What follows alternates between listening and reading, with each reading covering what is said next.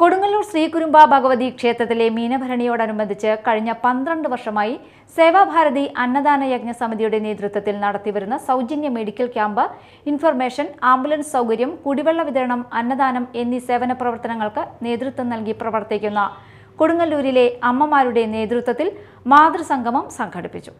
കൊടുങ്ങല്ലൂർ പണിക്കേഴ്സ് ഹാളിൽ നടന്ന ചടങ്ങിൽ ശൃംഗപുരം വിവേകാനന്ദ കേന്ദ്ര Vedic vision foundation director doctor M Lakshmi Kumari അധ്യക്ഷത വഹിച്ചു. അന്നദാന യജ്ഞ സമിതി ചെയർമാൻ പ്രൊഫസർ നാരായണൻകുട്ടി മേനോൻ മാതൃസംഗമം ഉദ്ഘാടനം ചെയ്തു. വിദ്യാ സമസ്താസ്തവ ദേവി ഭേദ സ്ത്രീയ സമസ്ത സകല ജഗത്സു എന്ന് ദേവി മഹാത്മ്യത്തിൽ പറയുന്നുണ്ട്. എല്ലാ വിദ്യകളും അമ്മയുടെ ഭാവങ്ങളാണ്, ഭാവഭേദങ്ങളാണ്.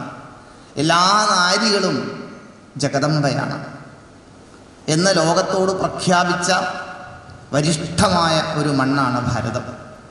അതുകൊണ്ടാണ് ആരാധ്യയായ ദീദി നേരത്തെ പറഞ്ഞത്, ഭാരതം മരിച്ചാൽ എന്താണ് സംഭവിക്കാൻ പോകുന്നത് എന്ന് സ്വാമി വിവേകാനന്ദൻ പറഞ്ഞു. If India is extinct, all spirituality will be extinct.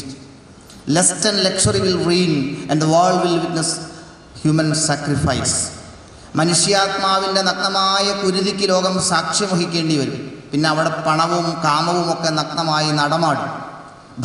ലോകത്തിൽ നിന്ന് എല്ലാ ആത്മീയതയും എല്ലാ നന്മയും പോയി പോവും ഭാരതം മരിച്ചാൽ. അതുകൊണ്ട് ഭാരതം മരിക്കരുത്.